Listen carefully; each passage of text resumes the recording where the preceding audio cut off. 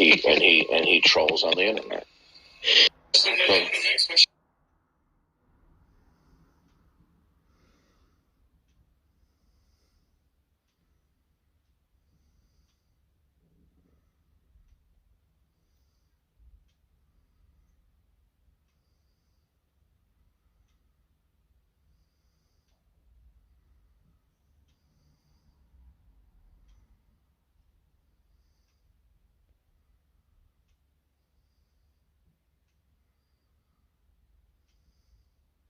Bro, this is just a...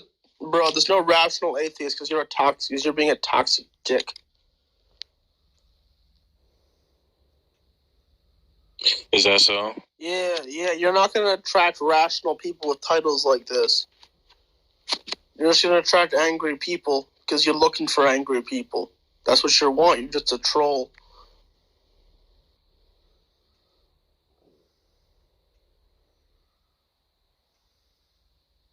All right. Are you an atheist? Oh, he just left. Okay. Well, let's go back to the question. Any rational atheist who wants to come up and defend their atheism, you're more than welcome to. Yeah, Billy, you had your chance. Not right now. Nope. It's not happening.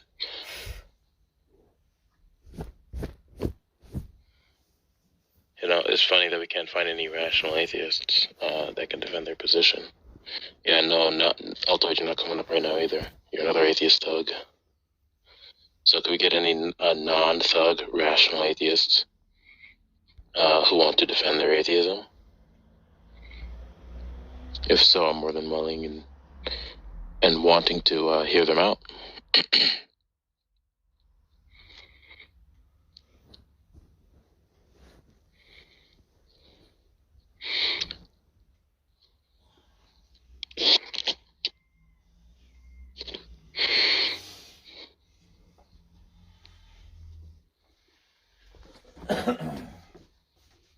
So we have the atheist thug Billy in the audience right now.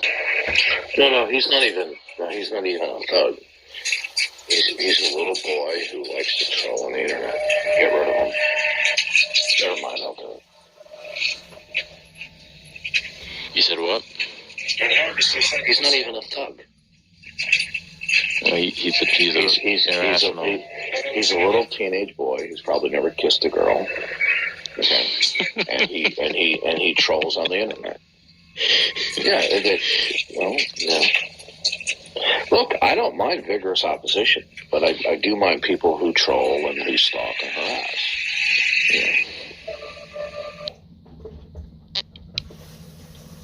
Yeah, you're probably right about that.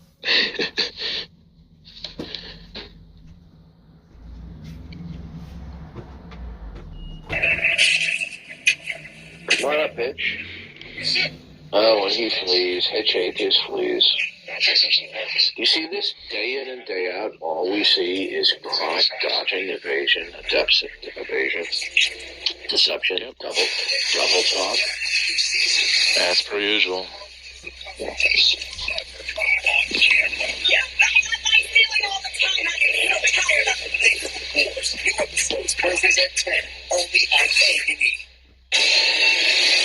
if you ever see that guy comes in, he uses the name Jew Producer or Owl, just bounce him on site. I'm here to make sure you're okay. But it's always remote.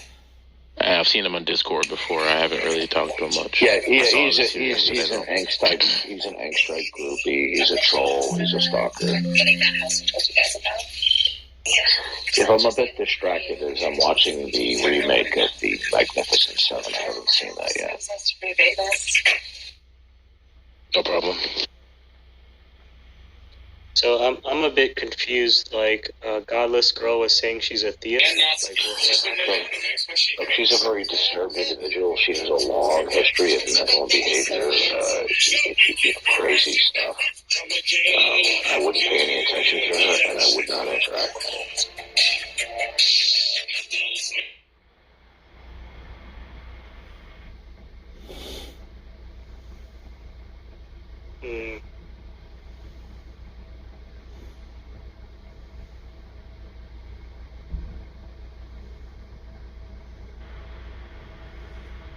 It seems to be kind of quiet. Like, I'm surprised. Like, not that many people. I'm like, what's happening?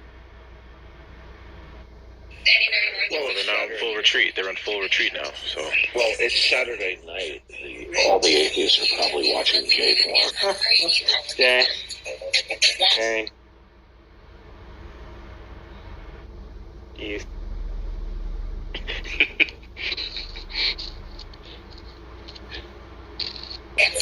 The funny thing is, even the professional atheists engage in the same deceit.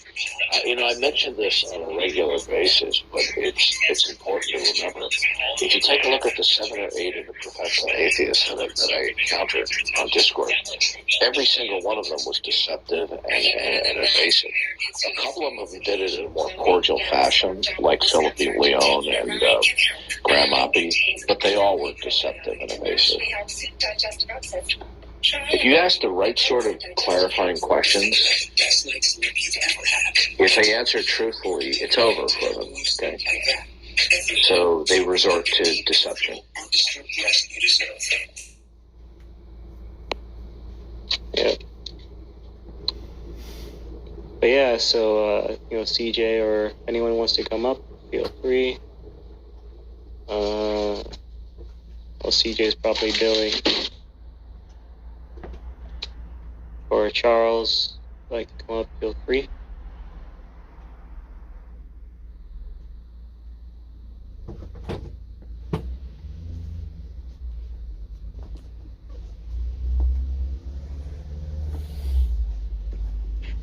Oh yeah, I was in one of the atheist rooms, and they're talking about William Lane Craig, and most of them were agreeing, like they've never seen him be defeated, but they're saying, like, except for there was like a guy called Sean or something.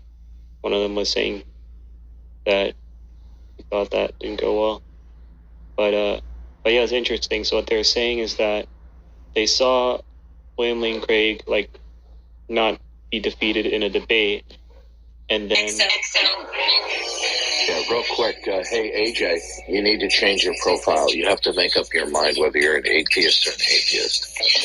Okay? You can't be both.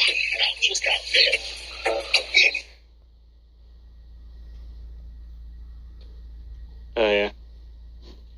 But yeah, AJ, if you like, feel free to debate, or anybody, Miles. If you'd like to come up, I'll explain it to you, AJ. But you can't be an atheist and an atheist. At least from your perspective, you can't.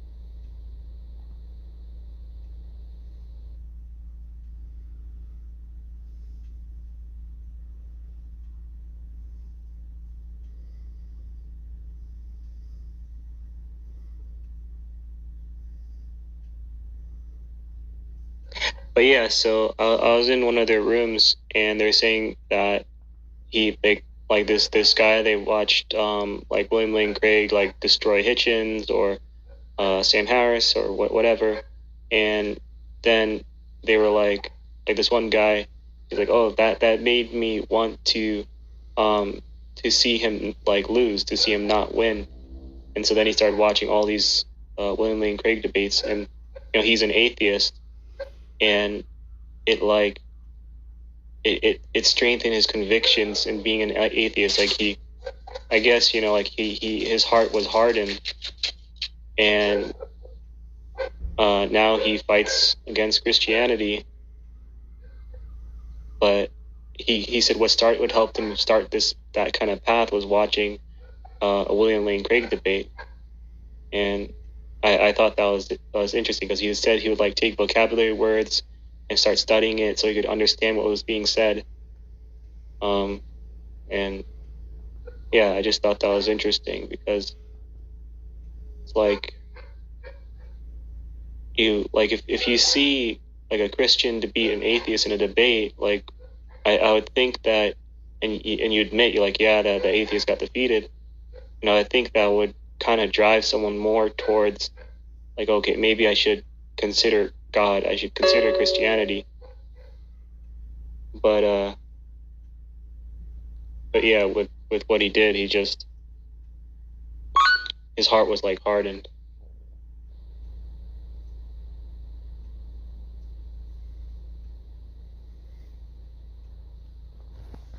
What was his name?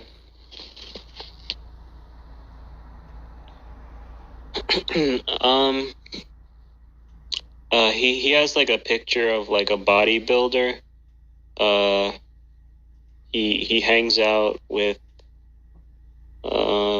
Rab Scuttle and the old atheist guy, like Haiti, John Lee.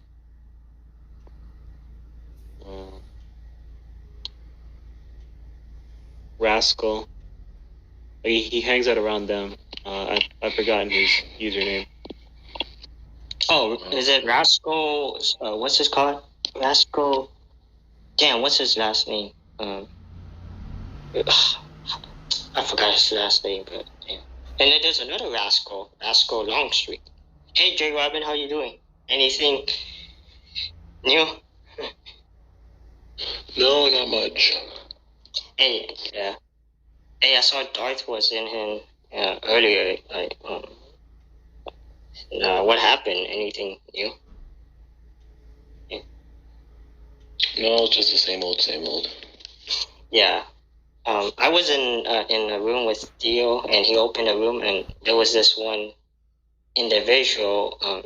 Forgot his name, but I was so focused, and he just kept J-Ram. He kept dodging. He went to the Islam God or something, because I asked the Christian worldview, or not the God world, J. Robin, and then they just Right. yeah. Because I noticed that if you're persistent, like J. Robin and Theo, like they just don't want to have it, to defend it or deal with their position. They say you defend your position, but I don't have to defend my position. Well, yeah. I mean, the point is, if you stay focused, then you can easily smoke out, their garbage that they spew out, which is why they don't want focus. They don't want clarity. Yeah, and J. Because then Robin, they get exposed. Yep, I gave him evidence, and he proved. Well, what's the evidence for God? I just gave you evidence.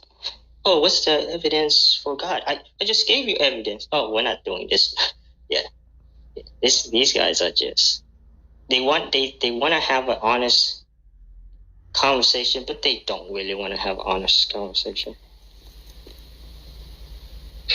Pietro, there's no God because?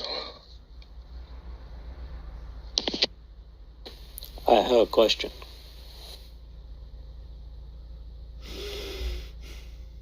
I can't hear you too well. You have to talk louder. Hold on. He said he had a question. He's gonna be back, I guess. But yeah, so Charles, if you'd like to come up, feel free. Hopkindo or Randall or Roger, Andre, anybody. But have you guys debated Charles before? No, I've seen him around though. Oh, okay. If he wants to come up, he can. I think I got a question. Yeah, go ahead. Pietro? God exists because God, which is fundamental in our mind, and has the essential properties of the Christian God, because first and foremost, He's revealed Himself to the extent to which all men know that they denial of which is absurd. It's undefensible. So that every man will be held accountable for what God has revealed. Transcendentally speaking, God, with respect to His essential properties, is necessary. God has many different properties. That He is ultimate, eternal, absolute, and God is relational, revelatory, always truth-revealing, omniscient, omnipotent, and these are required for intelligibility. The reason why, with God's first property of being absolute, the metaphysical reality, the metaphysical background information, because that's going to be the grounding or the foundation or the undergirding context for what reality is, what it can be, what it cannot be. That's going to be grounded and sourced in God as that which is metaphysically primary. If that were not the case, then there is no fact of the matter as to what is or is not the case that could be grounded, right? There is no necessity to anything, right? Everything would just be reduced to absurdity, where all states of affairs that could be posited as states of affairs just happen out of spontaneous occurrences, right? With no rhyme or reason or connectivity fundamentally between them. To invoke that they are real and that that's a meaningful concept, that's a meaningful attribute, and that's, of course, it's distinct from its negation and things like that, would tend to be to invoke a metaphysic, right? If such a metaphysical framework and context did not exist, then none of those terms, none of those things would be meaningful to invoke or to be predicated about, right? So that's why, for one, there needs to be an ultimate metaphysical reality. Yeah, go ahead. Because you said a lot of things. There's a lot of presuppositions. I mean, let's break it down a bit, right? Okay. First of all, is God the cause or the reason? You said what? We're talking about existence, right? God is a metaphysical reality, the metaphysical ultimate context. Right. So is he the cause or the reason? Cause or the reason for what? For life, for everything that exists. Well, life and everything that exists are two different things, so which one? I'm talking about reality as we know it, as you experience it. Yeah, God is the reason why everything aside from himself exists. So he's the reason, he's not the cause. And the cause, of course. You know, he is the cause too. So he can't have both. Yeah, cause would be a reason too. I'm asking, is he the reason or is he the cause? So this is a very simple, well, if God's the cause, he's also the reason. Question. He's both. If God's also the cause, he's... Yeah, exactly. If God's the cause, we need to get to the first point. Is he the cause or the reason? Pietro, listen, I'm not going to engage much more of your sophistry if you're gonna continue to act like this, because I've talked to you before, I've heard you before, and if you're just going to continue to ask the same question that's been answered now 5 times by 2 different people, then you're off the stage. So your question's been answered. God is the cause. God is the cause, and that's what I'm going to do. All right, and I'm going to do that. Now I'm going to do that. Now I'm going to do that, and you're off the stage. Yeah. Okay? Yeah. There you go. They play the softest game. I'm just yeah, they're done. I'm okay if they disagree, but if they lie to me and play all this, yeah, they're done. They're done. Well, I'm not gonna entertain sophistry. Oh, wow. I'm not gonna entertain deceptiveness. Hey, Darth, I truly understand now. When you try to get them focused, they don't focus. They just say, "Oh, which God?" Or you're talking about the Muslim God. That's a classic bait and switch. Okay. Atheism is the position there are no gods, especially saying there is no creator God. Okay. Listen, all they have are cliches, slogans, catchphrases. That's it. I try to be patient with these people, Dart. I try. I give them several chances. They say evidence. I give them evidence, and they say, "Oh, Listen. Remember, there's no neutrality. Either we decide at any given moment that everything is indicative of God, or everything is not indicative of God. Okay." Yep, you could just say, "Is this the source of all things?" Yeah.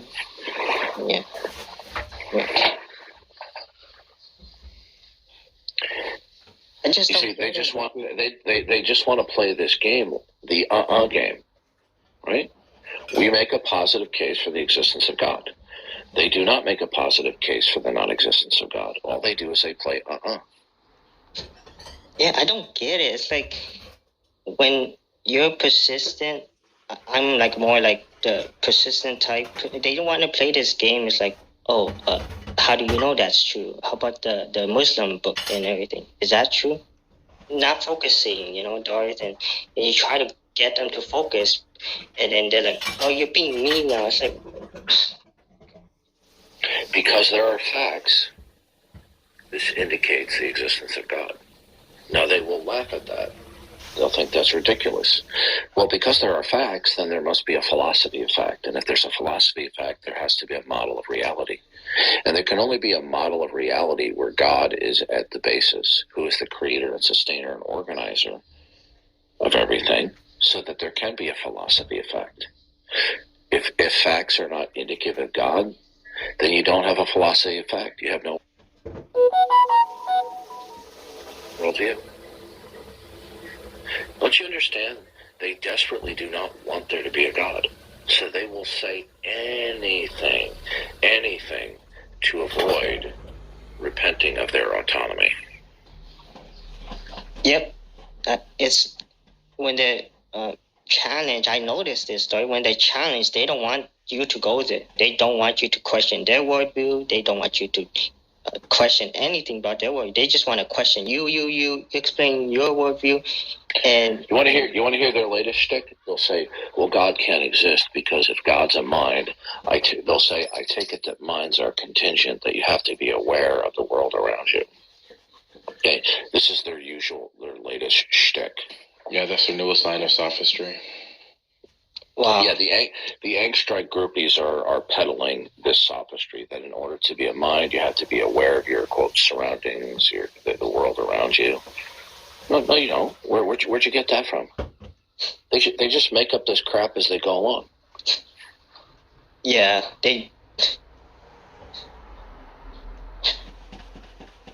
I just don't put up with it, right? I say, they know, talk about a guy. They know they're doing it. They don't care. They're shameless in their deception. They're shameless in their deceit. They're utterly shameless. They don't care, like, exactly, Darth. They don't care. I gave them evidence. He tried to. The last guy I dealt with, he tried to go on another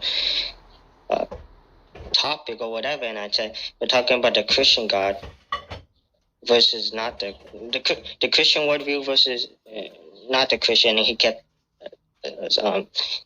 squirming and any way out, and he knew he just couldn't pull it with me, because I tried to get him focused and be persistent, and he just wanted no part of it. Yeah. That's why you can't have honest conversation with these people, like you said, Darth, because they don't. Look, if the professional atheists can't do it, then why should we expect the non-ones? All right, I'm going to go back to watching my movie. All right.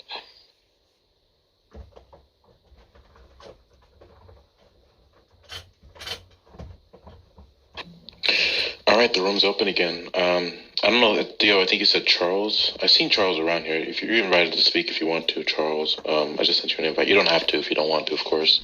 There's no pressure. But, and then, of course, if there's any other atheist in the audience who wants to come up. If you're an atheist, or if you just have questions about theism or Christianity in general, you're more than welcome to come up onto the stage. Yeah.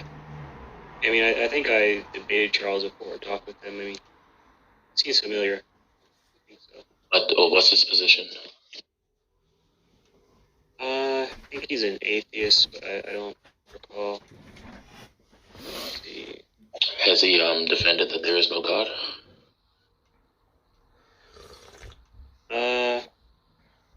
Not sure. But he bounced right now. Let's see. Yeah, Brandon, if you want, feel free to come up if you have questions. If you know he left. Well, let's see. Yeah, Roger, if you want, you could also come up as well. He's an atheist. Or anyone. AJF, Andrew. Well, pretty quiet. Anyway. But yeah, so I was... was in that room, the atheist room, and they were talking about William Lane Craig, and they're pretty much. Oh yeah, before that, first Matt Slick came in, and he was debating like when Josh one of came them. on camera. And then they started interrupting him, so he left. And then after that, then they started talking about William Lane Craig, and they pretty much all agreed like he was pretty much undefeated, which I thought was funny, except for Rascal. You know, Rascal's like, oh, you know, William Lane Craig, he's terrible, and like Matt Slick is terrible, and like, you know, everybody who's a Christian apologist is terrible. You can't take no. Yeah, Rascal can't really even defend his own position, so I don't really take that with much salt. Yeah, there's one thing. He can think whatever he wants to. Yeah, I remember in one clubhouse he said he said something along the lines like how would I say, like I'll paraphrase it. Somehow God has not revealed himself to him, you know. Like we give him scriptures, and then he's like, no, he still has. See, you just can't take these people seriously. I mean, and they have the audacity to say, oh, the Christian apologists. What'd you say, Theo? And then yet So they're saying like they're not good. But yeah, so Dom, feel free to come on up if you like. You know, I sent you an invite. Christian See that you're an atheist, so feel free to come on up if you're a rational atheist. Defend atheism. Christian. Yeah. Oh, there's an echo. Go ahead there. Yeah, like Christian apologists do more than these internet, you know, internet atheist trolls you see here, you know. I mean, what have they learned? Nothing, really. We learn more than them. We actually give them understanding better. And what do? They just bunch of like cockroaches, you know. Sorry, I'm just fed up, just frustrated. It's just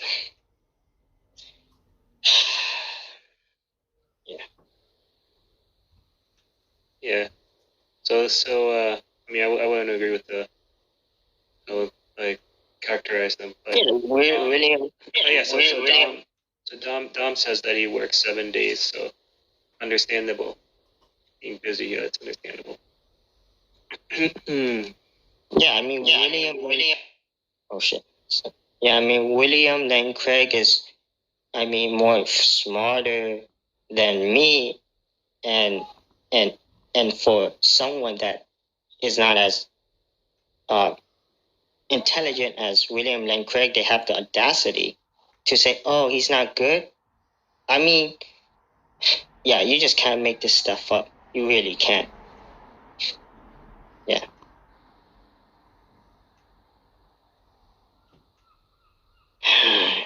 But yeah, so pretty much, what was it?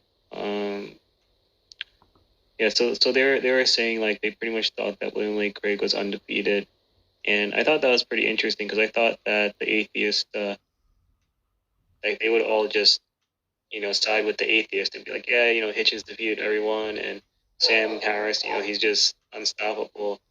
But they were like, yeah, you know, Hitchen, he just didn't do well against William Lane Craig, and Sam Harris was annihilated by William Lane Craig, and they pretty much agreed on that.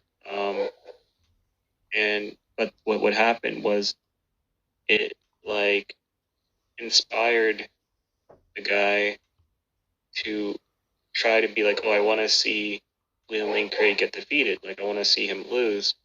And so he would just watch more and more and more debates, William Lane Craig versus atheists, and learn the vocabulary. And now he goes out and debates debates Christians himself. So it's like his heart got hardened. So for one person, they can watch like William Lane Craig destroy Hitchens and be like, oh wow, you know, this is like, you know, this is more pointing towards God, Christianity. And then another person can watch it and be like, oh, like, I really want to see this guy lose. And then, yeah, it's just like the hardening of someone's heart is just so odd and so interesting. Like, I watched William Lane Craig, and I just found it impressive, and it made me laugh, and I liked it. I didn't have that, oh, I want to see this guy lose. That's just interesting. Yeah, I mean, adding to what you said, they think defeating. Let me see. They think, just asking question, dodging question. They think apparently that is defeat. I mean, that's not that's you don't. Like you beat William and like you didn't do nothing. You didn't even like. They think, you just I answered the question by just asking a question. I defeat him because no, you see. This is how bad of a shape people are. Like these unbelievers are in the intellect, in the intellectual, in the intellect. It's so bad. I mean, just give them anything that doesn't make sense, and there you go. That defeats a the argument or something of why there's not a God. After we presented why there is a God, now we rebuke that, give a rebuttal against that. But they know they can. They're just being. They just want to do sophistry, play games, and just cheer on each other. Think, oh yeah, we got. No, you didn't get them, because you still have questions. The unbelievers. So how did they win? How did they you didn't get nothing. So you come to us, we give you the answer, and that's it. Oh, that's not good enough. I need to know everything. Oh, yeah, you want to play God, and it's just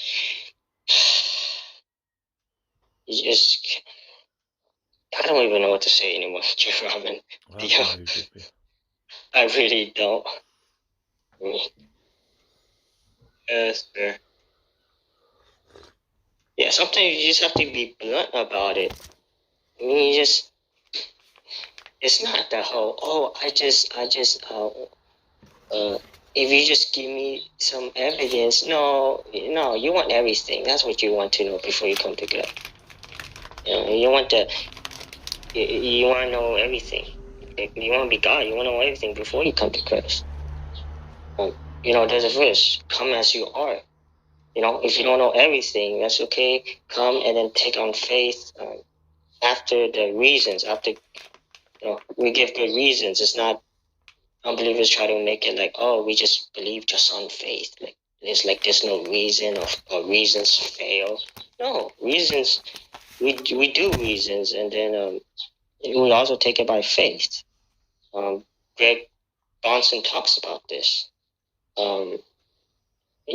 So again, yeah, they would know this stuff. What we're saying, they learn this stuff, but just I just don't know.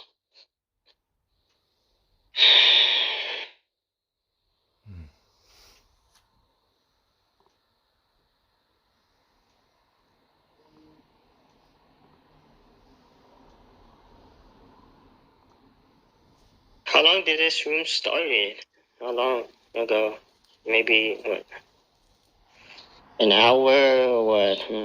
30 minutes. 30 minutes. I think not very long. Oh wow. Yeah, legend. If you want to debate, feel free. Legend theory, feel free. But yeah, like have you had any interesting conversations, Jay, or thoughts and such? There was a really good conversation I had a couple days ago with I don't remember his name, but he was an atheist, and Oh, I had do it explained to Donald. him why he can't be. Yeah, I think it was like Do It Donald or something like that. Yeah.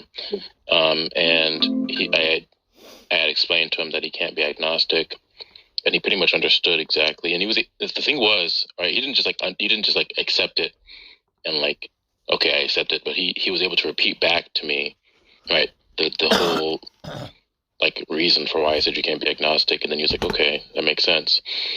And yeah, I mean, I think it was a very productive conversation. Yeah, that It was. was probably one of the most productive conversations I've had in a while. So, yeah, I would say that was a pretty interesting one. I've heard of there's some people that I'm now hearing about. There's a guy named Lance Bush, and people are saying he's a great anti-realist debater on Clubhouse and on some of this other stuff. Now, I haven't heard much of his stuff in person. I've seen that he has a couple debates on YouTube, and I'm going to take a look at those.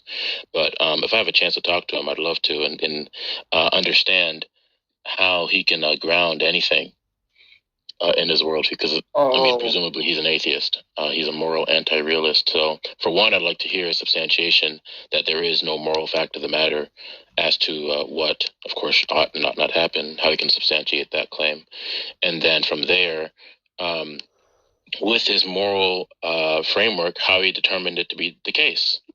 That because I believe what he says, I've heard this from secondhand, and a little bit of what he said, that basically his claim is that it's very similar to people like Sam Harris and just like the basic utilitarian kind of thing. Very similar to that.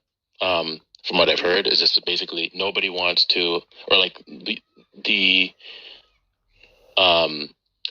like maximum possible misery or maximum possible suffering is the worst, or it ought not happen. And evil is just things that bring us steps closer to that. And then, of course, good would be the opposite of that. And so when you say that we should do evil, or we should do good and we shouldn't do evil, it's just saying that we shouldn't do things that bring us closer to the maximum possible suffering. And goodness is things that bring us away from that, suffering, the maximum possible suffering. And so that's his moral framework. And so I would like to know from him, okay, where does he get that from? Is it purely intuitionistic, that he can't think of ways that we would want to suffer? There is nobody who would want, or who could think of a way that would be 100% suffering, that they would want to do that. And then I think he would just say, like, it's analytically true. It's just true in virtue of the fact that if you want to suffer, then there's like some gratification you're getting from suffering or something like that. But then I'd like to know from him, like, how does he ground that any of that's the case? Like, what his metaphysical reference point is to even make any truth claims about those kind of things. So, yeah, those are just a lot of questions that I'd have to ask him about his position, because it just seems like one of those kind of positions of morality that is just like it doesn't make any sense. I'll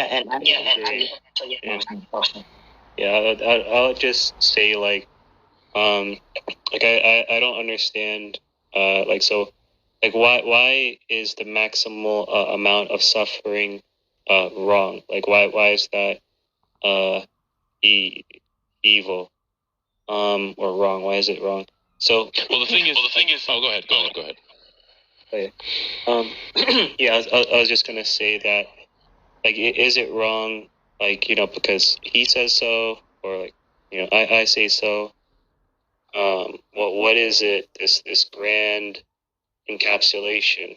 It's all just in naturalism. It's just molecules and energy in motion. Everything is descriptive, not prescriptive. Everything just is the case. This is the case. This is the case. Where does he get this ought that you can't touch, that you can't measure in the laboratory? You can't smell. So where does he get the prescriptive? Where does he get the oughts from? Yeah, exactly. And I think and that's the biggest question, because if he's a moral anti-realist, right, then to say that it's the case that we ought to do something is he just saying that we're just verbalizing our preferences, verbalizing people's desires? Is that all he means by it ought to be the case? Really? That just is just in accordance to what we think we want? Because he's a moral anti-realist, it just means that like there is no moral fact of the matter outside of our own experience and perceptions and thoughts. Right? If that's the case, then even in that case, right? I want to know how he's getting, like how he can have access, like what his metaphysical foundation is to even make statements about himself or the world or other people or their mental states or anything like that. Like where he gets any of that from in order for him to say that that's like meaningful and intelligible. And my guess is he won't be able to do that.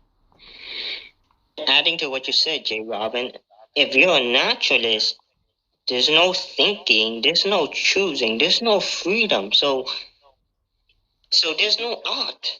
Like as art is like you have a choice. No, you're a naturalist. There's no choice. It's all so you just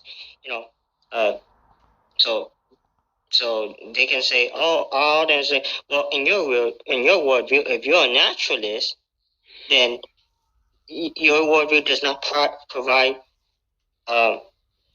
unless they'll do this, which they're going to be arbitrary. They say, oh no, I'm not a naturalist now. See, they constantly violate their own standard, constantly. And when you point it out, like Greg Bonson does really good, they just have no response. What else?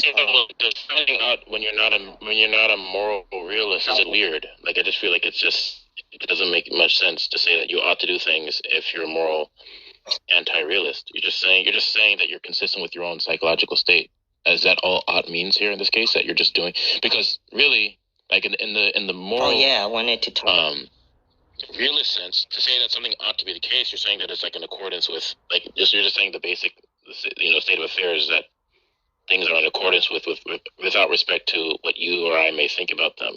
So just from to say that it ought to be the case, you're just saying that people like certain things, and that to say that we ought do them is just to say that we're in like accordance with our own preferences or whatever. Yep, and adding. I guess you can say that, but yeah. Can you go over something, J. Robin? You were talking about evil and good, right? And then the dance about maximum.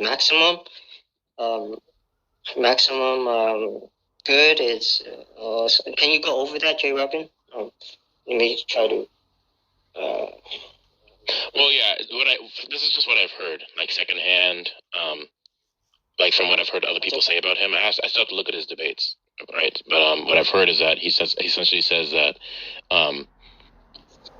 the maximum suffering, or the maximum, that's the maximum suffering is what is, everyone wants to avoid it. So it just sounds like kind of like an well, it might not be intuitionistic. It just might be like the case that even if it's true that everyone wants to like avoid suffering, right? Let's just say it's the case, right? I think his position is that evil are things that take us away from that, or take us towards that maximum suffering, right? And then goodness would be things that take us away from that. I might have said that backwards. Evil takes us towards that, and goodness takes us away from that. And so when we say we ought to do something, we're saying that it's just things that take us away from suffering, and evil's the other way around. Yeah, I linked his debate, and I messaged it to you if you ever want to check it out. Oh yeah, thanks. Thank you.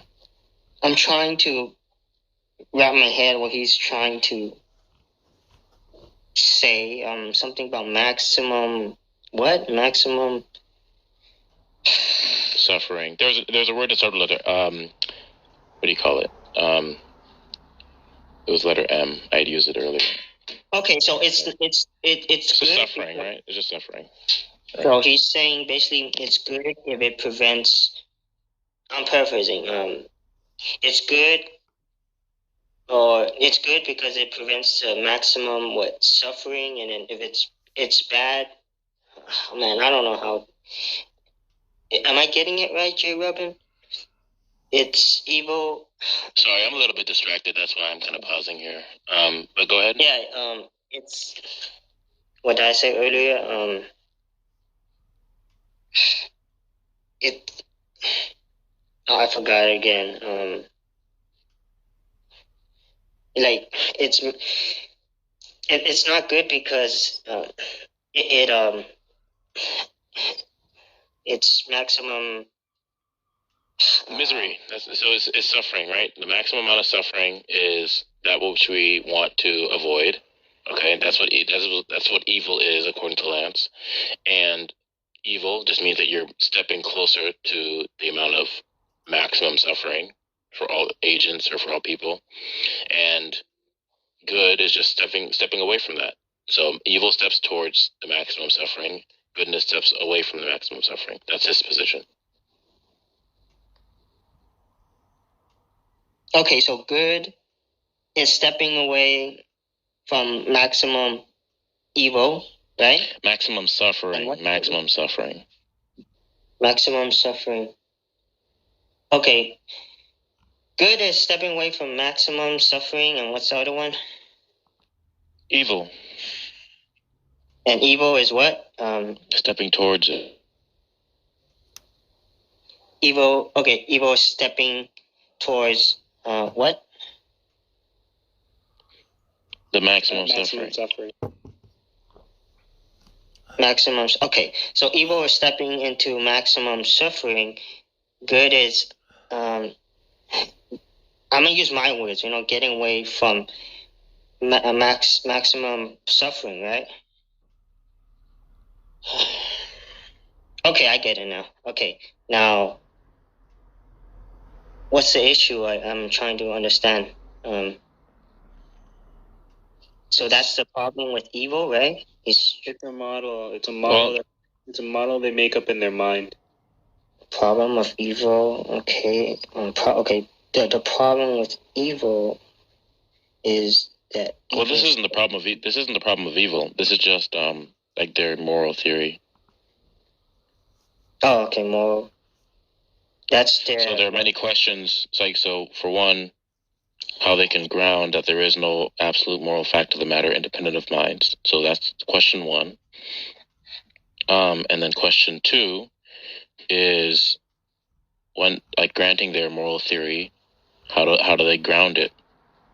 Right? Because that statement about like what the moral fact of the matter is, like with respect just like to their subjective preferences, that has a metaphysical basis in it too, right? It presupposes that there are possibilities and possibilities, that there is a ultimate or foundational correlativeness between facts and different states of affairs and so on and so forth. So in order for that predication as to what their ethical framework is to be meaningful, they're going to have to explain their metaphysic.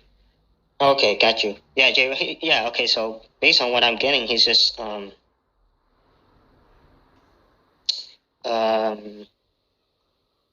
we're trying to get him to ask. We're trying to get him We're trying to get him to understand or ask what is his moral standard, right? Like, because you can do application, but we're asking where does. Well, no, we do know is so like the state. Yeah, so like applied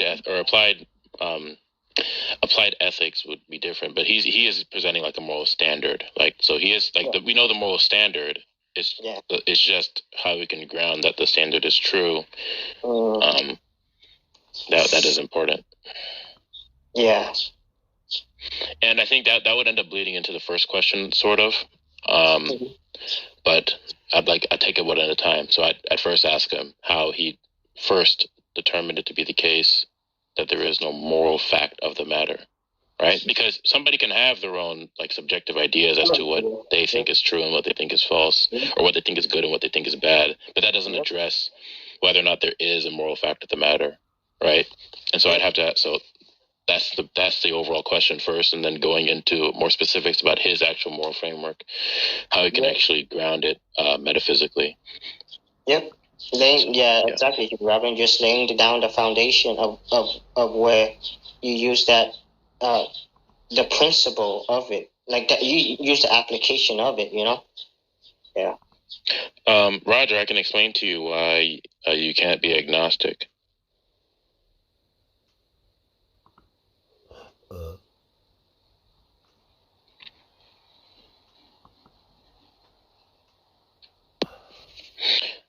Good evening. Evening. Do you still hold that you can be agnostic towards God? Yeah. Okay. Have you heard the case for why you can't be? I've heard it once or twice. Okay. Do you need to hear it again, or do you have a rebuttal to it, or what's your response? Yeah. So, by way of response, I suppose that I think it sort of leads to pernicious consequences, epistemically speaking. So the argument, as I typically understand it, is to say something like, well, the truth of this proposition is bivalent, so it's either true or it's false. Those positions are exhaustive, and because they're exhaustive, you can't sort of choose some kind of third option. But my main question about that argument is, wouldn't that then be true of any proposition that I could put in propositional form, which is every proposition. So China either has committed more human rights violations than the U.S. or it hasn't. Those are the only two positions. Therefore, you can't be agnostic about that. It just seems like you can. So yeah. No, because we're talking about God as that which is metaphysically primary. So, because you reference, whenever you operate in the world, whenever you're predicating, you reference metaphysical truths. In order for that to be meaningful, you're going to be invoking some metaphysical framework. And because metaphysical frameworks are propositional in nature, they're going to be beholden to the laws of logic. And whatever proposition you affirm with reference to your metaphysic is either going to entail that God exists or it's going to entail that God does not exist. Yeah, so, okay, I could agree that worldviews will or will not entail particular things. I suppose there are 2 points to make here. One, on the initial point that you brought up, you sort of said something like, well, this proposition is just sort of distinct. And I think that if you say that, then you kind of have to concede that it's not the mere disjunct that's doing the work, it's something else. So what that something else would be would need to be borne out. And then in the second case, sure, all beliefs have a certain degree of entailment, but I mean, just because the belief has the entailment, and I don't know if this is what you're arguing, but I'll just throw it out there. It's not necessarily the case that you know the entailments of your beliefs, right? So, it could be the case that the physical theories of quantum mechanics, for instance, right now, that they entail a certain theory of gravity. It's not true that scientists then know that theory of gravity because they just haven't discovered it yet. So I guess the first point is I don't think that the bivalence then is doing the work if it's the uniqueness of the proposition. And on the second point, I think that we don't necessarily know all the entailments of the beliefs, even if it is entailed. Well, the issue isn't whether or not you can realize or you admit the entailment. The fact is that it is entailed. That is the worldview that the person holds to, and that is a position that needs to be defended. The point, and then when it comes to there's no neutrality. God's existence, when it comes to God's existence, right? You are, when you invoke facts in your day-to-day life, you're going to be invoking a metaphysical context. And the facts then would exist within this metaphysical context. And that would be either the case because you're invoking that metaphysical context implicitly or explicitly. That context will either be that the facts exist with dependence upon God, or the facts exist without dependence upon God. You're going to be invoking only one of those two, which is going to entail either that God does or does not exist. If the facts depend upon God, that's going to entail the existence of God. If they don't, it's going to entail the non-existence of God. Okay, can I ask a question just to see how you might respond? And you could tell me what's wrong with this. I anticipate that you will think there's something wrong with this, but it's just seeing. I mean, suppose someone came up to you and they said this. They're like, look, either, Platonism is true or it's false. Those options are exhaustive. So at the end of the day, the metaphysical facts you refer to, they either refer to some kind of abstract object or they don't. So you can't be neutral about Platonism. I guess I'm asking, what do you think's wrong with that argument? Because it's a rival theory, so it tries to kind of do the same things. But if you see something wrong with that, so I'm curious. Yeah. Yeah, if you're going to just say that what you say to be fundamental are these just abstract realms or there's nothing concrete, then yeah, you can't be neutral towards that, right? That by Platonism you just say that what is foundational, and you just have to parse. So like Platonism, I just understand to be you just have this realm of abstract forms, right, that represent the physical or that represent the perfect nature of all objects, and that really isn't a question about whether or not God exists unless you're going to extrapolate it further to what the nature of reality is or something like that. But if you are going to do that, then no, you can't be neutral. Okay, cool. So, all right. So let me try to go a little bit further. Okay, so an alternative grand unifying metaphysical theory, if that's what you want to call it, is modal realism.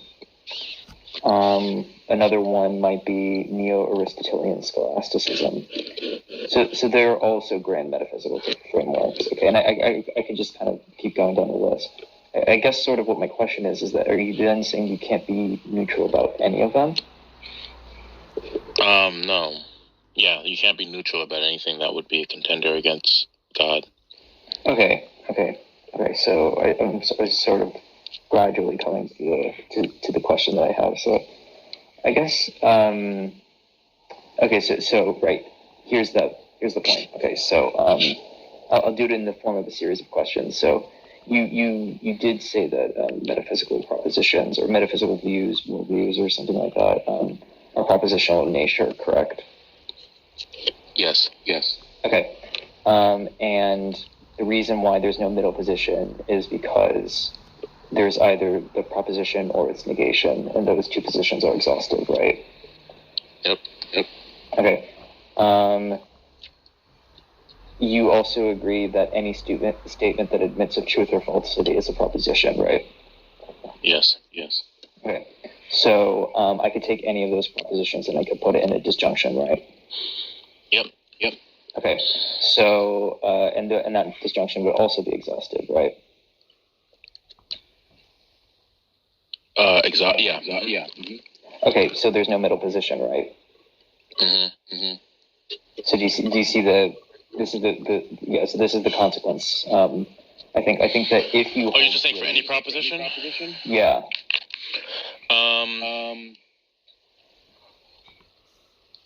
No, because for example, if I'm just saying, I think there's an echo in the. Okay, good.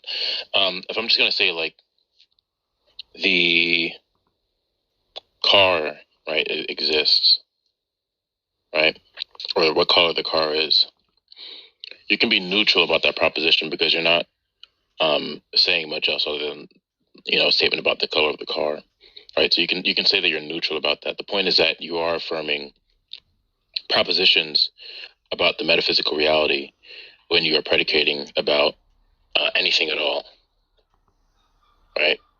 If you're not actually so you're not entailing anything specific about anything else when you're talking about a car or the color of the grass or something like that, which is why you can be neutral. It's just things that when it comes to the fact that you are speaking about the metaphysical reality when you predicate, when you operate in the world, which is a reason why you can't be neutral about them, because their meaningfulness is going to require that you're invoking one. Okay. So right, I understood what you said. I guess then this goes to this point, which is to say, so it's not really the fact that it could be formulated in terms of a disjunct that means that that you can't be agnostic about it. It's something else.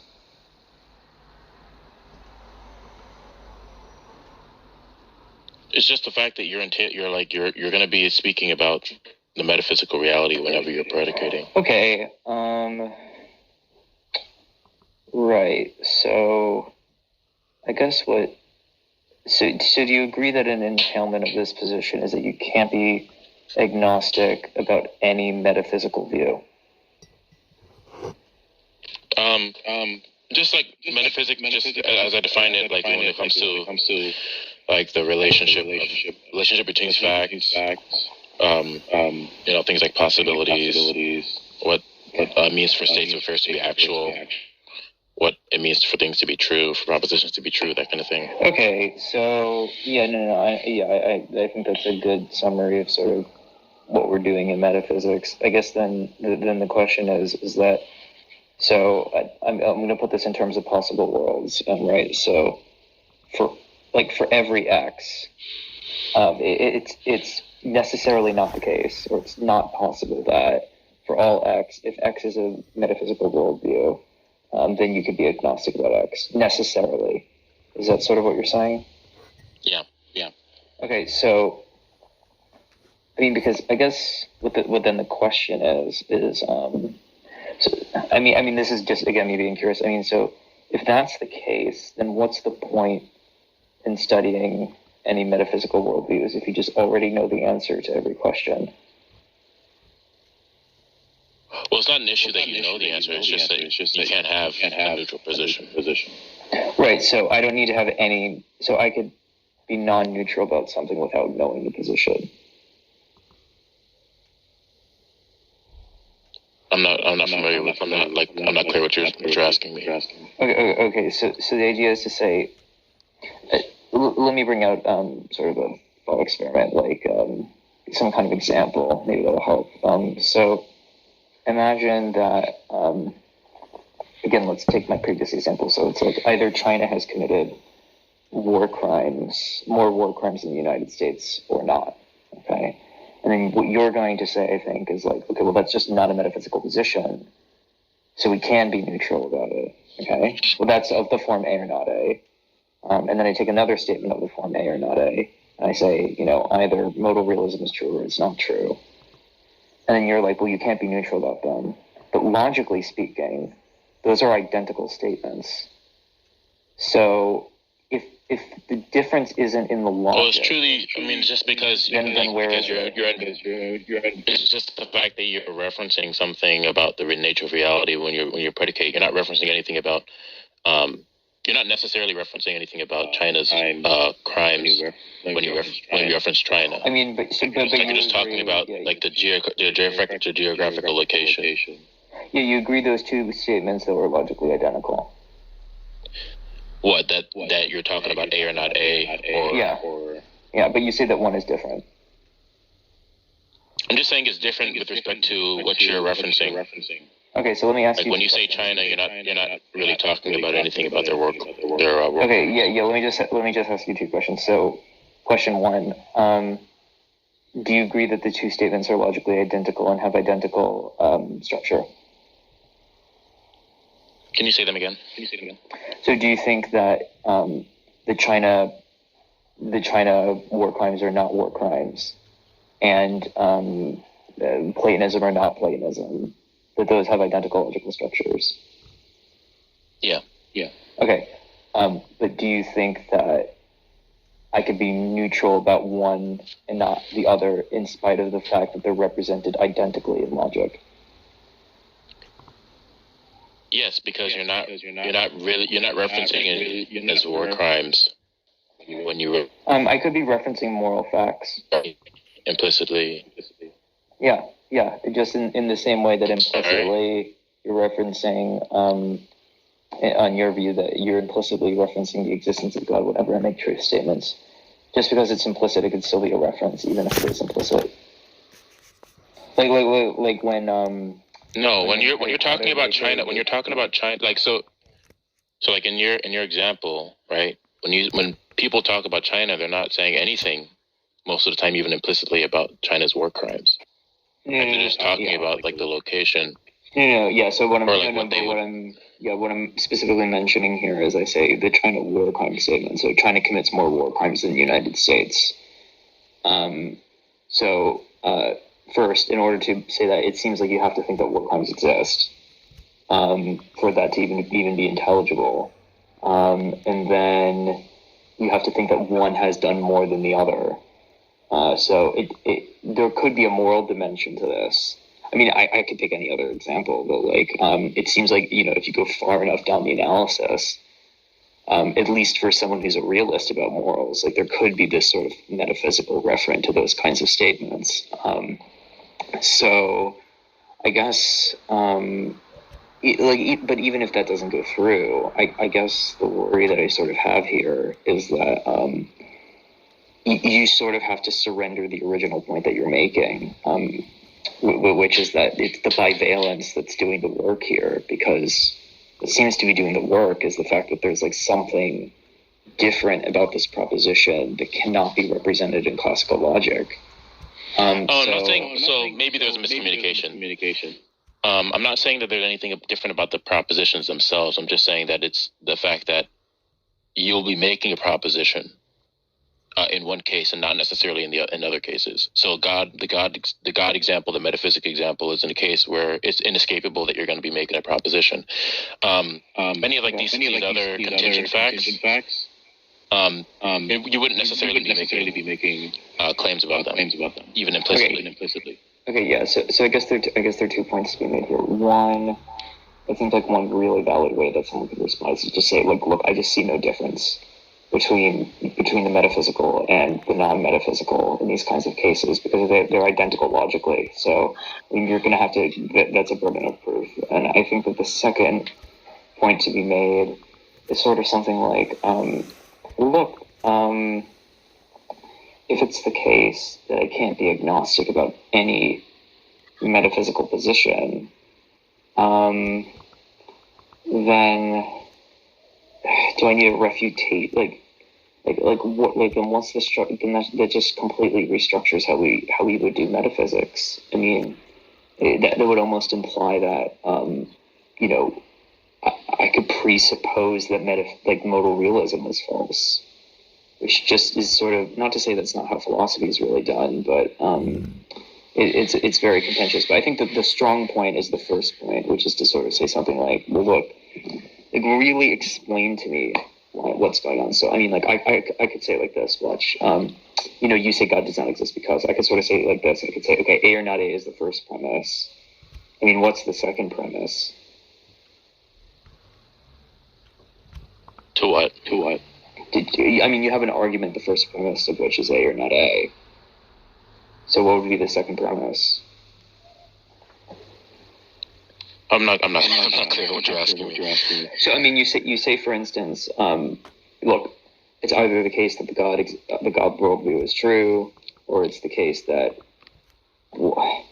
I'll just go with your terminology, or it's the case that the not God worldview is true, or something like that, or all other worldviews. Oh, okay, yeah. So that's not. So like, I'm not saying it's like you're not neutral in virtue of the fact that it's a true dichotomy, like ontologically. Okay.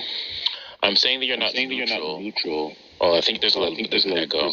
Are you on speaker? Oh yeah. Sorry. I'm saying you're not neutral because you're affirming a proposition. And so if you're affirming a proposition and neutrality just entails that you're not affirming a proposition or its negation, then you can't be neutral in that sense. It's not that the propositions themselves are any different between like a metaphysical claim or a contingent claim or anything like that. It's the fact that once you affirm a proposition, then there's only one of two propositions that you can affirm. And the point is that when it comes to like the God claim or the metaphysical claims, you are going to be affirming a proposition. Just meaning you can't be neutral. Yeah. Okay. Fine. So there are 2 points to make again. So the first point is, it doesn't seem like you have a formal argument yet. Then that's the first point. I do. And yeah. So. I feel like I'm taking up time. I'm not sure. Please help on Darth. Well, there's no one here. There's no one here. You can talk. Okay. Yeah. So it's just like I can just. Oh, go ahead. Okay, I apologize. By the way, if you want to know who Charles is, he's someone that went to university with me. Anyway, I guess I would say. Do you require a formal argument for what is ultimate? I don't want to necessarily get into like a debate, but well, why is your microphone is really muffled? Is this better? It's like you're too close to your mic. Is this better? Yeah. Okay. Yeah, Van Til talks about that the Christian apologetic is neither strictly deductive nor strictly inductive, but uses elements of both, and it's a transcendental line of reasoning. Okay? So when we're talking about that which is metaphysically primary, we can't reason about whatever that is in the same way that we would for other things. Okay? Okay. Now, what you need to keep in mind is this, is that when we are invoking God, okay, or the category that God is in, that which is ultimate, the ground of all being, nobody's in a neutral position. Now, you hear us say this all the time, but this is very important, okay? Because when somebody says, give me an argument for God, such a demand already presupposes the non-existence of God. So the question that is raised to me is, what's the argument that they have for not God? Not that we're shifting the burden of proof. We can give you a rationale for God. But the people who are insisting on proof, evidence, or a formal argument for God are the ones who don't have proof or evidence or a formal argument for their not God world. You see the problem there? Okay. So the point is, ask yourself this question. When you ask yourself a formal argument for God, okay, you wouldn't be asking for that if you were already held to the position that God is and that he is metaphysically first and that we are his creatures. Right. Yeah. No, Right. So when you ask that, you are presupposing the non-existence of God until shown otherwise. So just to investigate to see if your demand is sincere, do you have a formal argument for your not God world?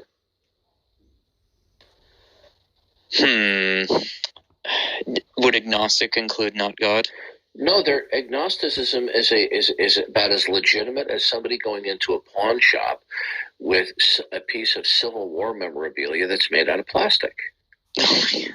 That's a good one. Okay. Now, can you claim to be without knowledge or non-committal toward gold on Mars? Yeah, you can. But when it comes to God, you can't. Because everything you think, everything you conceive of, everything you invoke will either be with reference to God as the first principle or without. So this idea of neutrality, see, this is a little game. I'm not accusing you this, but this is the game people play out there. They want to go, oh, I don't know, right? And too many Christians accept this, right? And they shouldn't, right? Because if we accept that as I don't know as legitimate, that means that all the facts around you are what's the word I'm looking for? Arbitrary. They're indiscriminate. They're indiscriminate when it comes toward God. They're non-indicative. Arbitrary. Right? So where'd that come from? 98% of the battle that I deal with unbelievers is with this faux position of neutrality. Faux means false, by the way. When you ask for an argument or reason for God, anything that you can invoke or think of, just saying, I'm not trying to be patronizing. It wouldn't mean anything unless God was behind it. So I'm giving you a transcendental line of reasoning. So think of it this way. I want you to think of a single fact, okay? That you have shoes on your feet right now. Can you have a fact if you didn't possess or were operating under a philosophy of fact? Think about it. Can you even invoke one fact without there being a presupposed or implicit philosophy of fact that conceptually and metaphysically encapsulated the proposed fact. But you see, you can't have a philosophy of fact unless you have a model of reality, unless you have a worldview. Yep. Okay? And the only worldview that can be instantiated is the God worldview, if and only if that God has a specific character and property set, and that he has revealed that he is. And so it'll either be the God world or not God world. Okay? So people say, well, what's the proof for God? Well, everything is. And they laugh at this. Say, good. If you laugh at, not you, but if they object to this, good. Then how do you have facts in a world that they're not indicative of God making them facts? How do you have facts? Yeah, I understand. I understand the perspective that So you for are example, coming from. So for example, if you invoke a single fact, right? Well, in order for it to be fact, there's going to have to be something that is something doesn't change in the world from moment to moment. Well, what's that? If we don't ultimately have behind it an ultimate, unchanging, immutable God, then what do you have? Okay? All right, I'll be back. Yeah, I guess I didn't necessarily. I'm not the contentious debatey type, but I enjoy having discussions with you guys and whatnot. Well,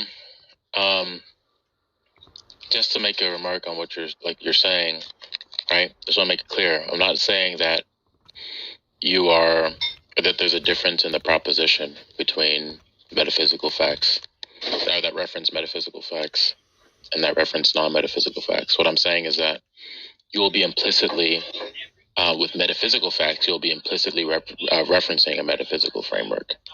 As exactly what Darth said, right? You're talking about a philosophy of facts, right? Which is going to reference some sort of model of reality or a metaphysic, right? You're not going to necessarily be, at least for most contingent things, you're not going to be implicitly referencing any other contingent. So you're not going to be referencing many other contingent things when you're talking about them, right? The point is that when you do affirm a proposition, either implicitly or explicitly, then that's going to commit you to a position or its negation, just logically, whether or not you realize it or want to accept it.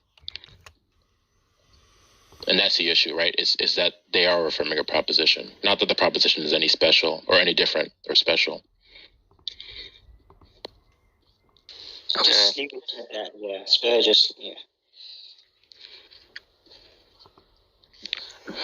I'm having trouble understanding your objection. I mean, it sounds like your objection is just like, okay, well, it seems impractical or just like counterintuitive or something like that. But I mean, that's not really. Yeah, so, I mean, again, just truth. responding to the specific point that you're making, so not to the argument that Darth was making, but just to the one that you're making, I guess, so what my issue is sort of like, so you were trying to bring up as a distinguishing factor the fact that in the one case we have metaphysical views, in the one case we have non-metaphysical views, and that is a salient difference because it allows us to confer non-agnosticism about one and the permissibility of agnosticism in the other case.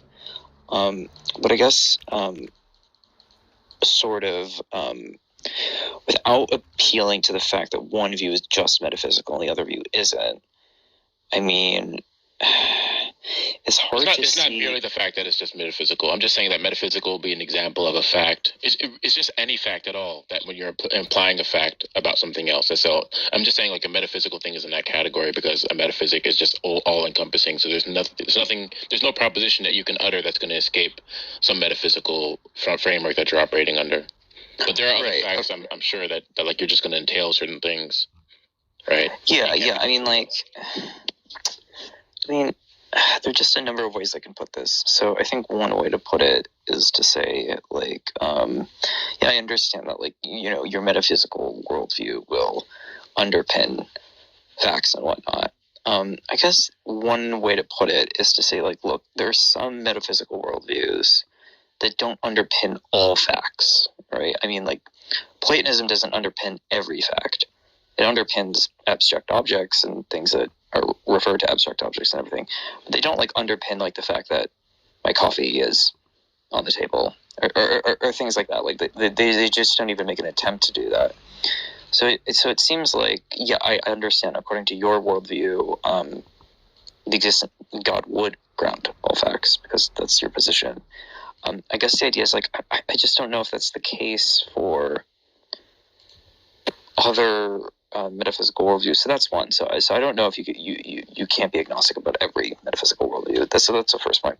And then the second point is sort of to say, look, even if it's the case that God, you know, refers to or, like, grounds everything, right? And that you can't mention him without, in some sense, presupposing his existence. And that if your view is true, then that's the case, right? So conditional. I still just don't see how I can't be agnostic about that fact, you know, because I just, you know, I don't know if that view works or not. It could work, you know. I don't doubt that it, you know, it's possible, like, logically.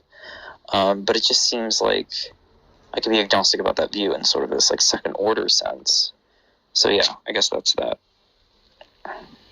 Okay. Well, I mean, that's why when you had mentioned Platonism earlier, that's why I was saying, like, I didn't think it would be in that category, right? Because that's all, I mean, I only understood Platonism just to mean it's just talking about it, like, the nature of, or, like, how objects are with respect to, like, their abstract realm, right? Where you're recollecting these forms that represent the perfect nature of these objects. It doesn't, like, talk about what it means for things to be facts, which would be, like, a metaphysical question, or, like, what it means for states of affairs to be actual, or what it means for propositions to be true, that kind of thing. And so that's why I was saying, like, but if you wanted to, like, maybe take some, like, piggyback off of Platonism and extrapolate to, like, how the nature of reality wholesale is, then yeah, you wouldn't be able to be neutral towards that. Yeah, no, I understand what you're saying. Yeah. I think that if you wanted, like, a more interesting, contentious person to come up here, Rat Snake said something pretty interesting in the comments. So maybe he would be a more lively debate than I am. I mean, I'm just, like, you know, I just like talking to you guys. I mean, I find it interesting. One of my first exposures to presuppositionalism. So a lot of times I'm asking questions because these are worries that I have, and then I just want to see how you guys address them. So I'm just, like, more of an interview than a debate. But if you want to, like, have a debate with someone who seems like a hard atheist, I think Rat Snake is. Okay, no problem. Thanks for coming up. Yeah, I just sent you an invite, Rat Snake and Charles. I wasn't looking at my phone earlier, but I see you raise your hand, so if you still want to come up, you can. But yeah, Rat Snake, I sent you an invite, so you're more than welcome to come on stage.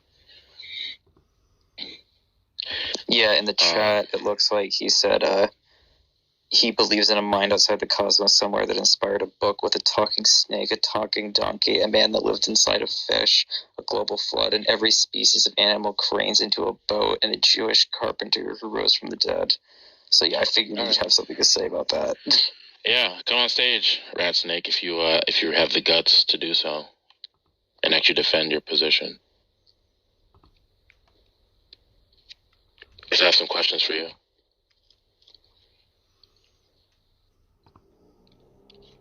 Rat Snake, come on stage.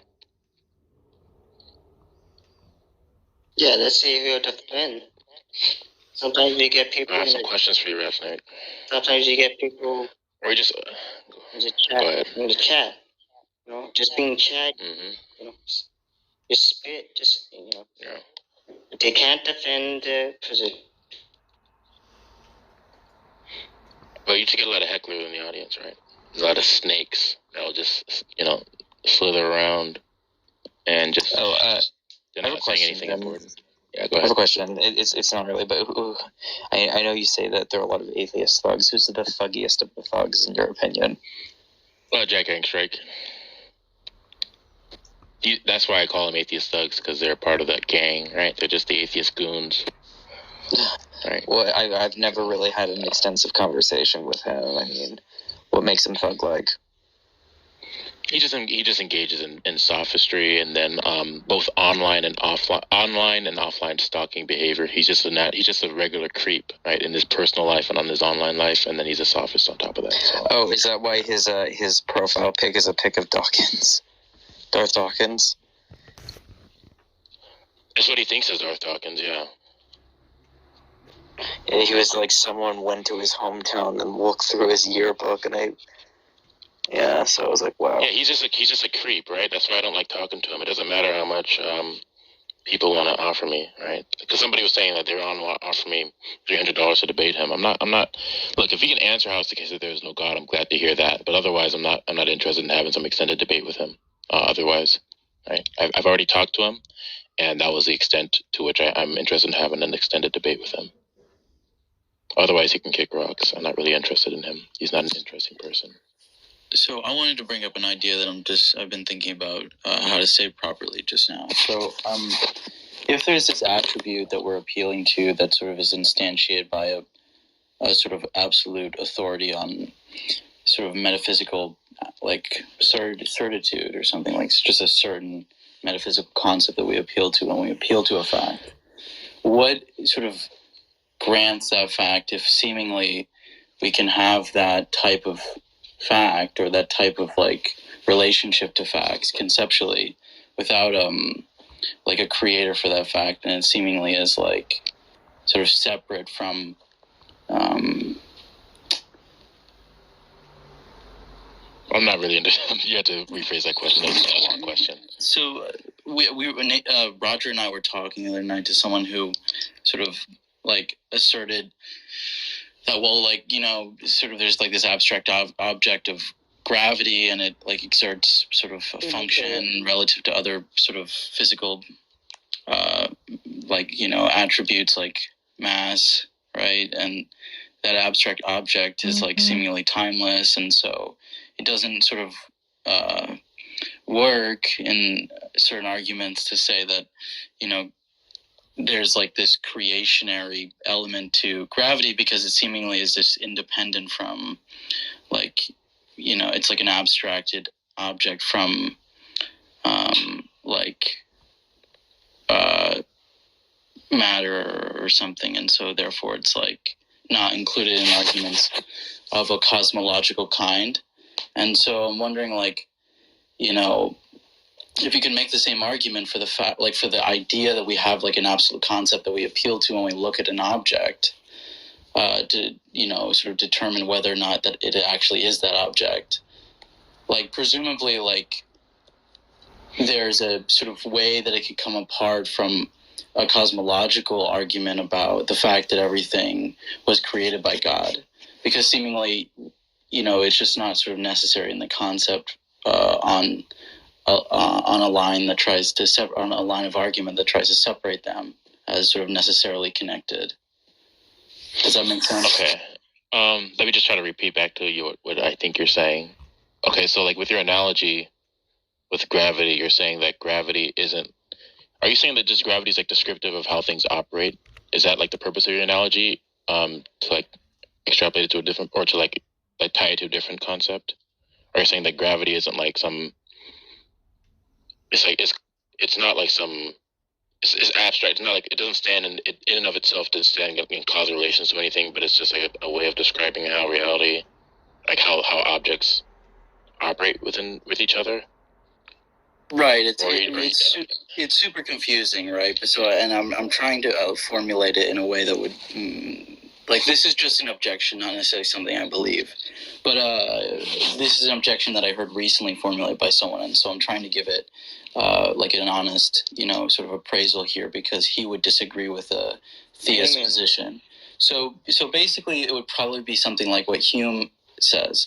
He's a strict empiricist, and he believes that like everything that is instantiated in physical reality or relations of those things are all that's real. So like the idea that, like, for example, like you could derive an ought claim from that sort of set of relations of things, such that you could say like, oh well, when I hit a billiard ball, it ought to move in the specific ways that it does. It just seemingly isn't like accounted for on that sort of argument around cosmological implication, right? So if cosmology is referencing like the creation of all things, right, and like the creation of all things is just an empirical account of things, then like abstract objects that we can derive from things or just being in things seemingly is separate from the sort of cosmological like absolutism that we sort of derive a claim about the reason why factness appeals to something. And that's kind of where I guess it gets a little bit confusing, but like seemingly this person that's trying to represent this view is wanting to separate them. He's saying like, oh, well, just because things exist doesn't mean that like, and they like, sort of there's like these complications around coming into existence. Like, why do abstract objects come into existence? Like, seemingly like, God may not have created those things. And if a fact is a sort of a thing that could be created, but an abstract idea of a fact couldn't be created, then seemingly there's a paradox there where Okay. Yeah. I think I have a clear picture of what you're saying. Well, for one, that would be a metaphysical claim, right? To say that you have these abstract like references or abstract objects, right? That are just gonna like reference other like concrete objects or like their relationship with other concrete objects, and that either that's all that is or that is separate from like the creation of these concrete objects. That is a metaphysical claim, right? And so that would be a claim that would, if you're saying that, like if you're saying that this is a rebuttal to my claim to non-neutrality, then no, that would just be you still wouldn't be neutral, right? You'd be claiming something about like the nature of facts, that it's separate from like the abstract, world or whatever. And then the second thing that I noticed or that I took note of was that if you're just going to take the abstract relationship with objects to be, they are heavily tied to the concrete objects themselves, because for example, in the world where God created these objects, he also said what the relationship would be with each other, right? So then in that sense, that abstract concept as to how they were concepts of gravity would be created by God, in the sense that God is the one that set and sustained the relationship between these objects, these physical objects, I'll say, not concrete, the physical objects, right? And so, in that sense, the abstract facts were created.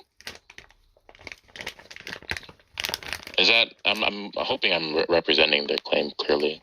No, that's. But if you know the person. If you know the person who said that, you want to bring them or like invite them when they're online or something. I think Roger follows him, but I guess then the response that I can think of right now would be something like, but then God created the concept of itself, which then we are sort of exclusively able to access to the extent that we can.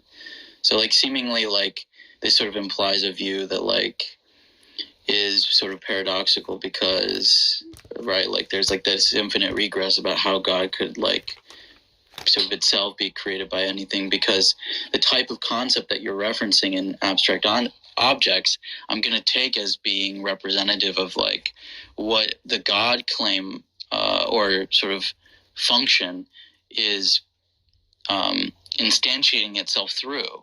Right, like that it is like some sort of conceptual function that has like a particular sort of like metaphysical, presuppositionalist sort of shape, right? But that like that presupposition in and of itself,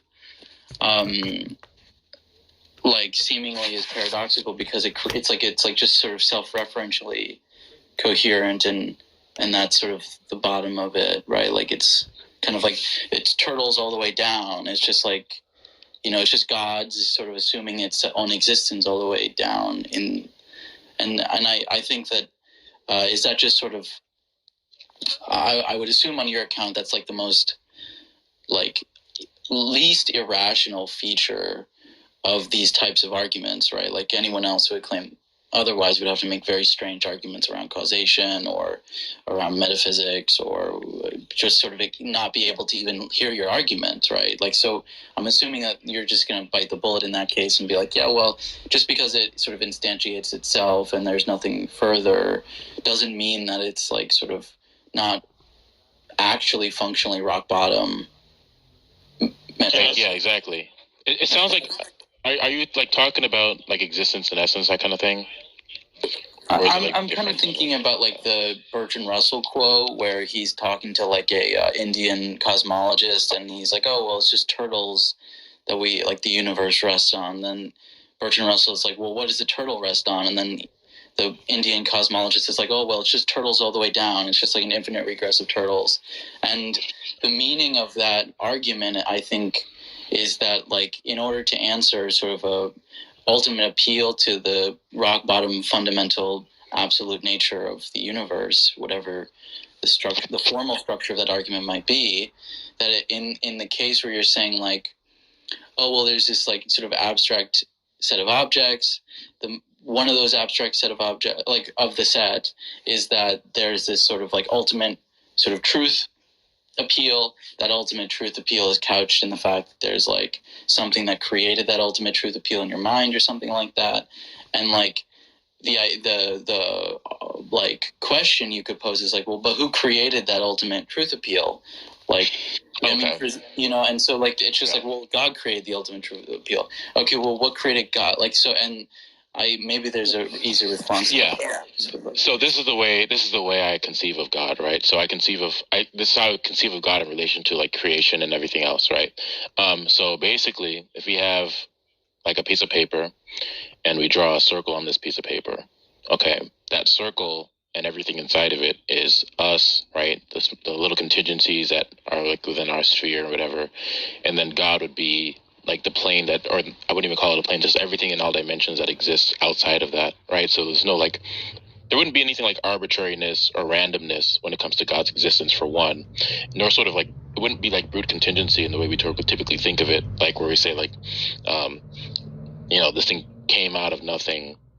Like, it just wouldn't like apply. It wouldn't fit like within that kind of category. It wouldn't fit within the category of saying that God was created by anything, or that even, I wouldn't even say that even it would entail that God created himself. I would just say that like infinitely, you know, outward would just be God, right? God would just be in all sphere, in all like dimensions, God extends outward, and is that like thing that we as contingent creatures point to, right? We exist in that space, if you want to call it that, of God being that metaphysical context. That's kind of the way I visualize it in my mind when I think about that kind of question, because people try to ask like, is God a brute fact? Is God? And I was just saying no. Like I wouldn't hold that. I think that brute like facts or brute contingencies are different than like metaphysical necessities, and so I wouldn't consider God a brute fact in that sense, even though there's nothing that would account for God extrinsic to himself. I just don't think that those like brute. I wouldn't categorize God as a brute fact or as some random or arbitrary fact. So like even things like the Euthyphro dilemma, where they say like it's arbitrary, I just think that's a bad representation or a bad characterization of those kind of words and those kind of concepts. I hope that answers the question. Yeah, I believe it does. I think so I have an argument about sort of like mathematical limit that I think is relevant here. So basically it would just go something like, there's like the set of all information that represents like everything that will ever sort of physically be instantiated in the history of the universe, and that sort of set of information is like, if it was to be sort of mathematically complete, meaning all mathematical information was composed within it, then we would be able to calculate all possible mathematical information, or we could know that we could.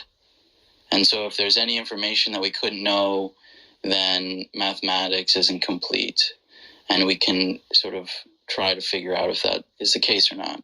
And there's several mathematical proofs that show that math isn't complete. For example, like there are sort of infinite regresses that sort of suggests that if the universe were to end before the infinite regress were to end, then the infinite regress sort of would show that mathematics is incomplete.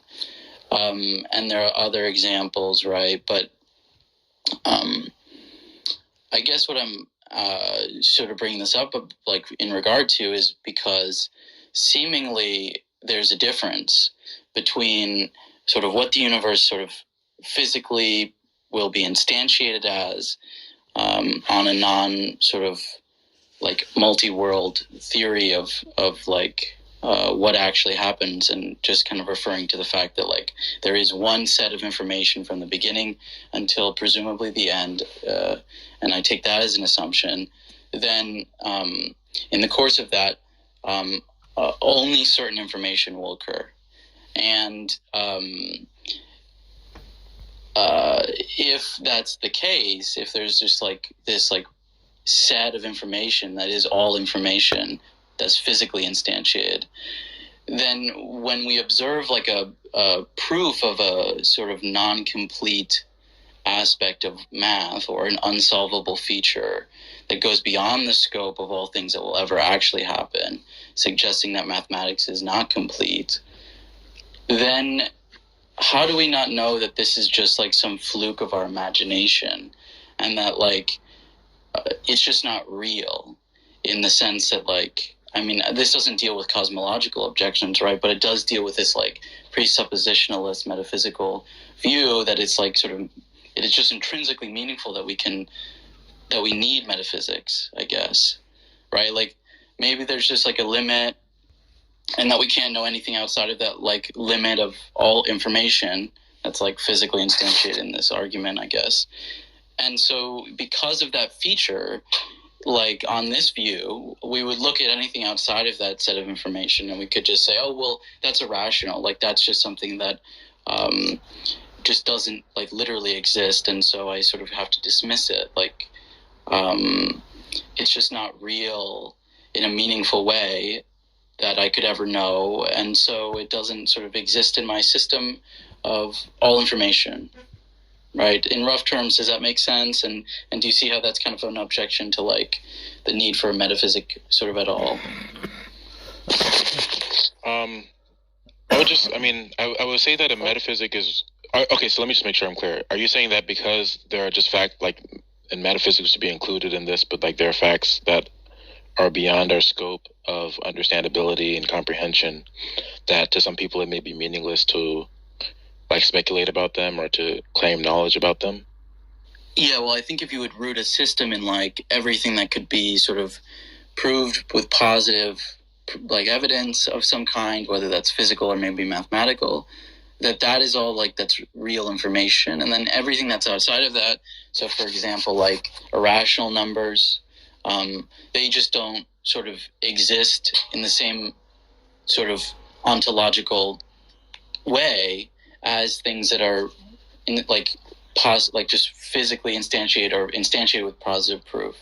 And so under that system of basically saying everything that's rational or that I can understand is legitimate, and I can positively prove that to you, and everything that's outside of that system I'll call irrational, but I'll also say that just sort of doesn't make sense to me. That doesn't seem like anything that's meaningful information, anything that I can speak about.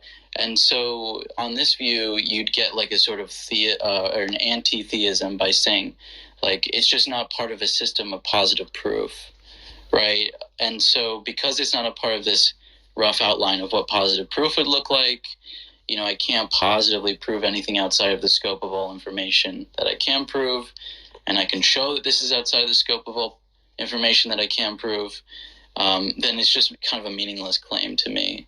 I could go into an example of this sort of proof if you want, if my sort of rough outline wasn't enough or compelling. Yeah.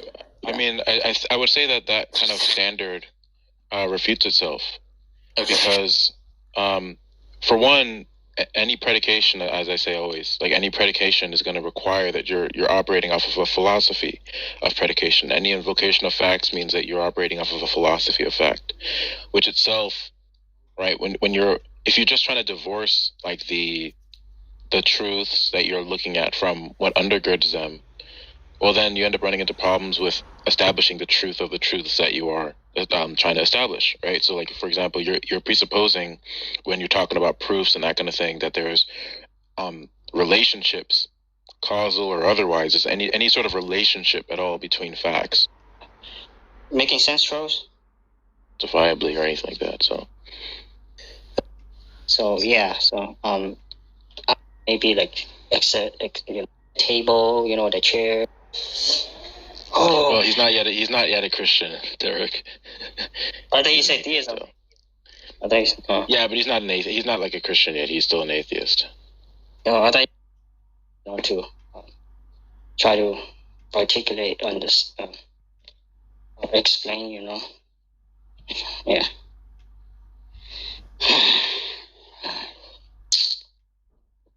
Yeah. Yeah, conceptually, it's the best approach. I mean, because